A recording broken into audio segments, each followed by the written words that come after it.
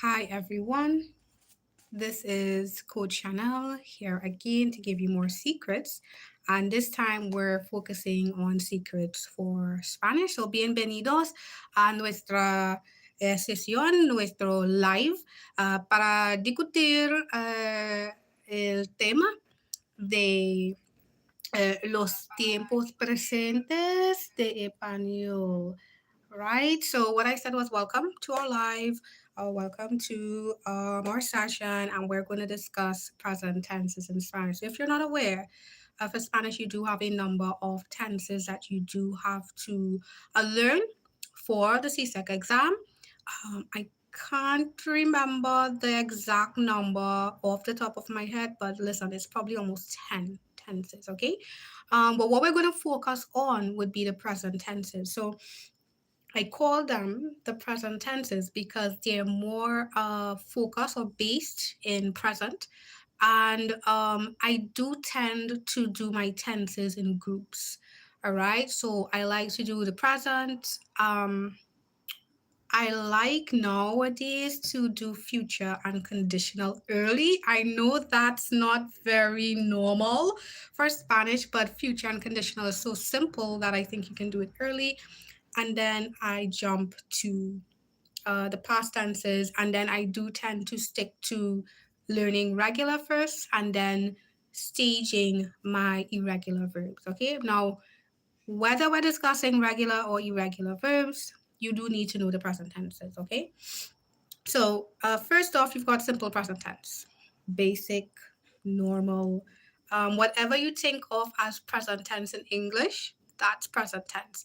And to give you further clarification, you normally use present tense when you're discussing things that are true, things that are factual, things that I think true and factual definitely cover a huge range, but you also cover things that happen in present or what time period you would consider the present. So sometimes the present could be um, for us in English, the present can be in general today, it can be this year, it can be what's now, whatever time period we consider now that's current or contemporary, right?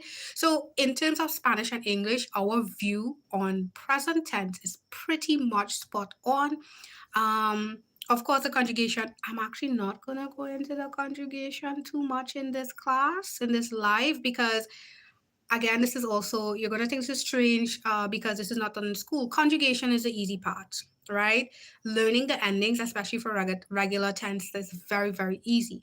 What actually confuses many learners and speakers of Spanish is why am I using the tense? What's the logic behind the tense?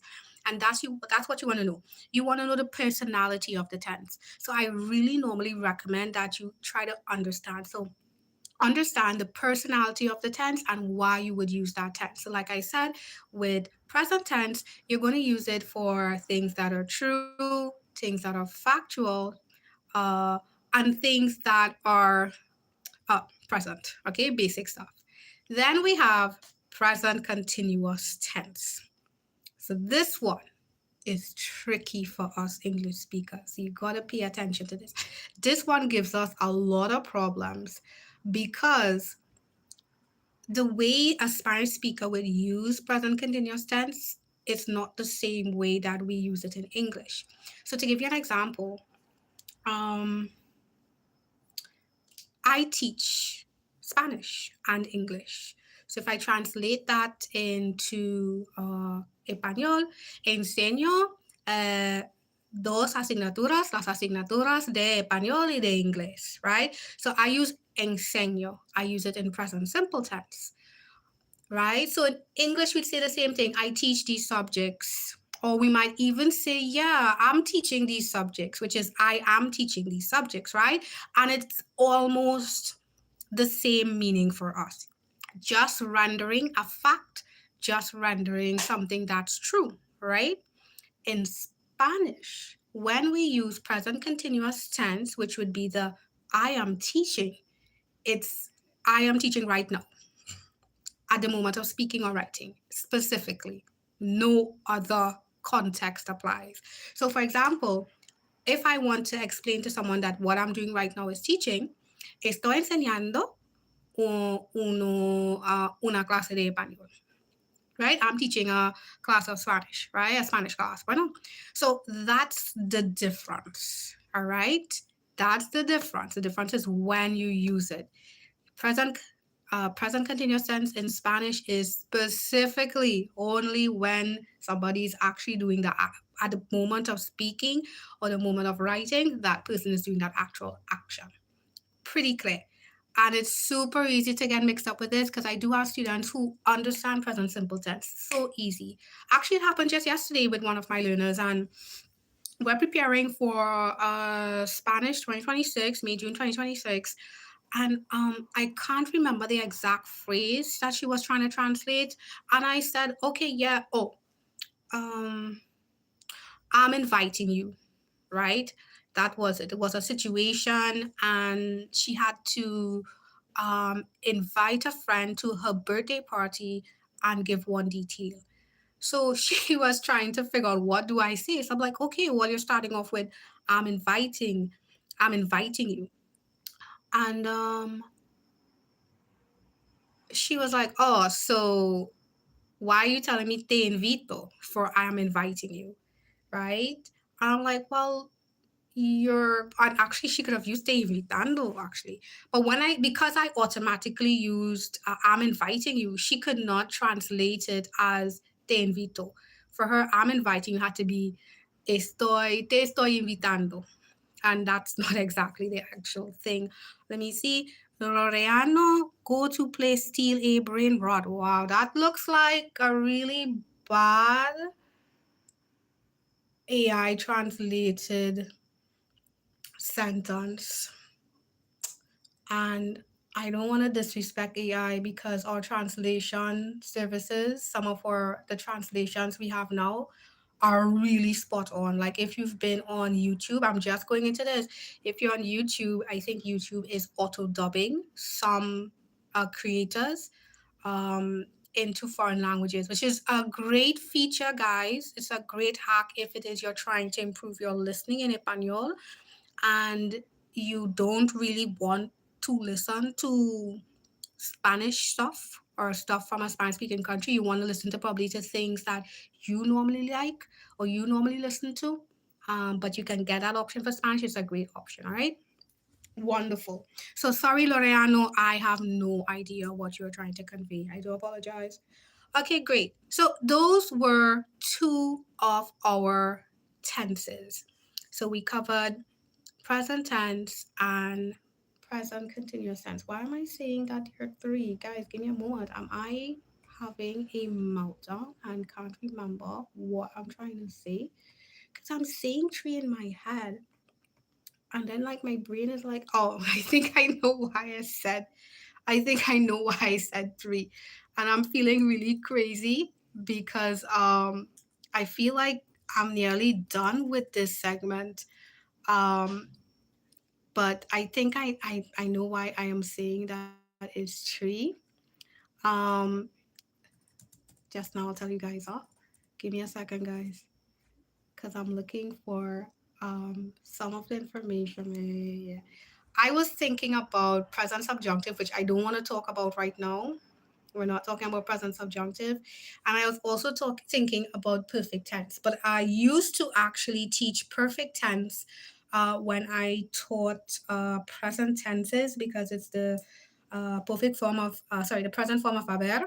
But I actually normally don't do it. So I would discuss perfect tense by itself. So I'm so sorry that I was saying three tenses all the time because I finished and I'm like, whoa, wait, what's the third tense? We're definitely not doing subjunctives. The reason why I wouldn't discuss subjunctives or teach subjunctives super early or group it as a present tense is because subjunctive is not a tense. Present tense, present continuous tense, preterite, imperfect, they are all indicative. They're tenses. Subjunctive is a mood. All right, we have it in English. Very hard to see in English, as are most tenses, because unlike Spanish, we don't have conjugated endings that are so specific. Um, but it's a mood. So we'll probably have a class where I go into subjunctive, and mood is very easy to trigger.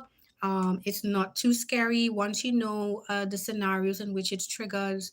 it's triggered. For Spanish, it's a lot more doable. And if you are writing CSEC, you really don't have to deal with subjunctive in a lot of varied situations. It's very specific situations. I would say that it comes for in Spanish, right? What would I advise with present tenses? Something that I normally do with students is I often give sentences, and I think I'm going to actually create a link for that. Let me write a note because I keep forgetting to write notes. So what I'll do is I'll set up a link in the description at some point in time this week, not tonight, but some point in time this week. And I'll give you a link for sentences that I have given previous learners. You can just translate these at your own pace. If you want to get creative and get AI assistance and have AI you should translate it first, but then compare what the AI does, not a problem. I have no problem with AI and using technology to assist, guys. I have no problem with assistance. Don't ask it to do it for you, but get the assistance, right? If it is you have someone who speaks Spanish or a teacher who can take a look at your work, of course, have them double check the information to see if you're on par. But you really do need to practice writing in Spanish y también tienen que practicar hablando en español. All right. In terms of present tenses, what sections or what parts of the exam you would tend to use uh, present tenses? Just like Santosh Mandal, you look like potty. I don't know what you mean, dude. Pardon. In terms of present tenses, I would say it applies to nearly every segment of the exam. Um, you would definitely encounter it in situations in paper two, letter. Probably not so much letter. I would say letter is more past tense. I'm not saying it won't happen, that you won't have to use it. It's just that letter always asks you about something that previously happened. You're always telling a story. If you're telling a story, it's past tense. Same thing in Spanish and English. Blue GT, hola. All right. For the dialogue, you may use present, one of the present tenses, because dialogue is often um, you recreating an actual conversation between two people, whoever the two people they designate for the dialogue.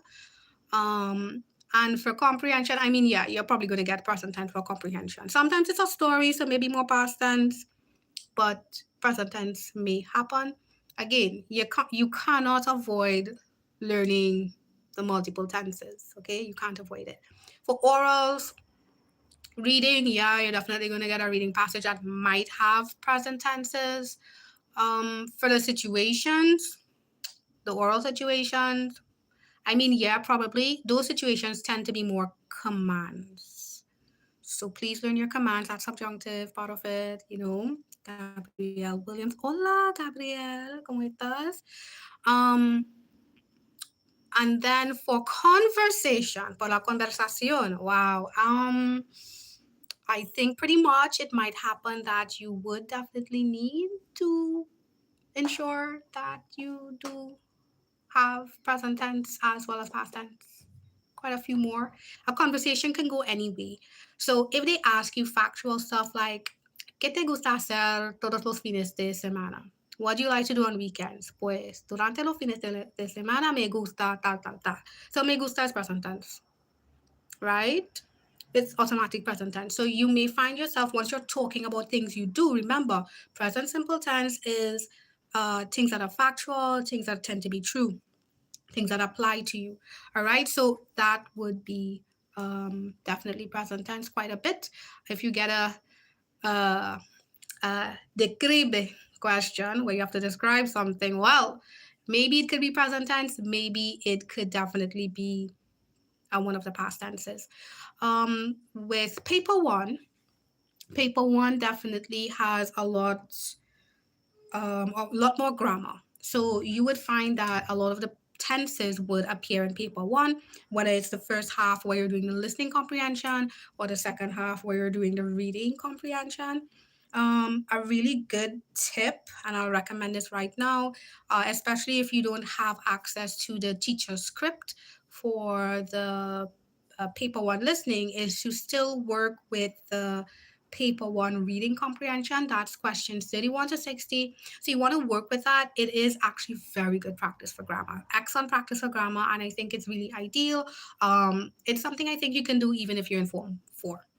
So if you're in Form 4 and you're preparing for 2027, do not freak out. You can still work with that.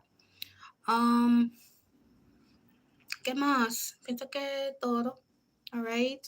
Um, I would want to underscore that in terms of language subject, English is the same as well for English, but I know for a foreign language, we hardly get opportunities to actually produce the language, which means speak or write in that language.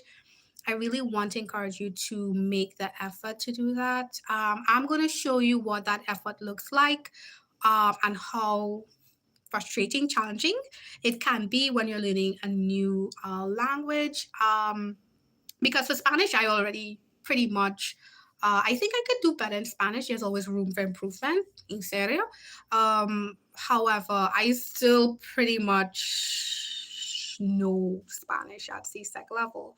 So I may be coming on to show you what learning a language like from scratch, learning a new language looks like from scratch for either Mandarin, Korean.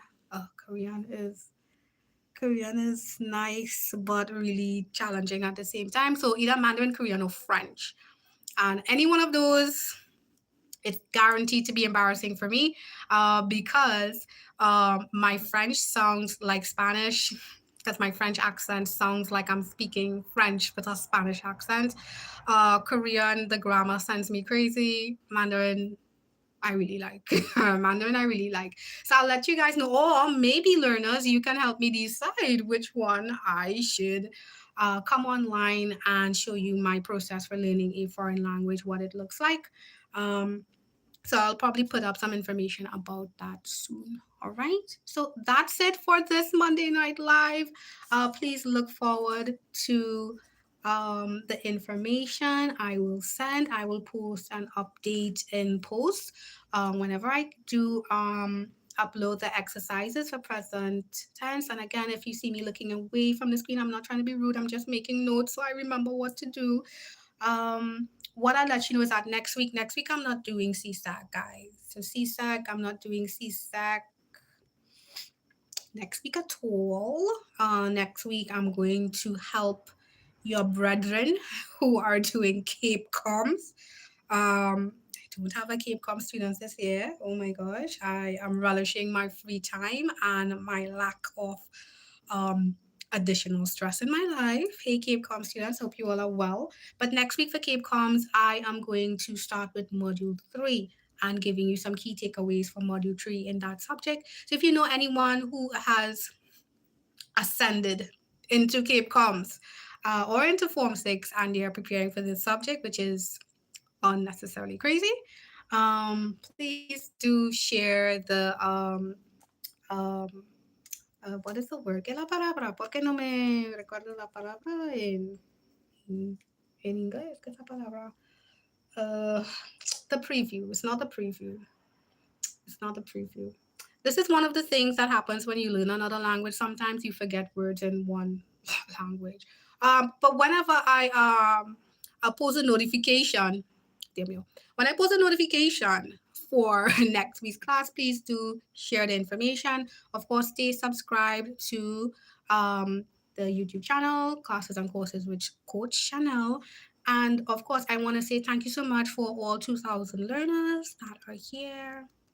Thank you so much. Again, the purpose of this channel is to share freemium information in terms of these language subjects. My intention is to ensure that as many students in the Caribbean are aware of this information, and the information I give would be the same information that I actually teach my learners directly. in class. All right. So you guys have a great night. Thank you so much for joining me. Yes, thank you so much, Gabrielle, for being here, as well as all the persons who are here. Okay, I'm seeing Blue GT ask what country you are from. I'm from Trinidad and Tobago. All right, lovely Trinidad and Tobago, the red, white, and black. All right. But I'm here for all the students across the Caribbean who have to prepare for this exam. You have to prepare for this exam, okay? So as always, I'll leave you with the words that I like to give to my learners, and they are: I am succeeding, I am successful, I know myself, I love myself. You all take care. Bye bye.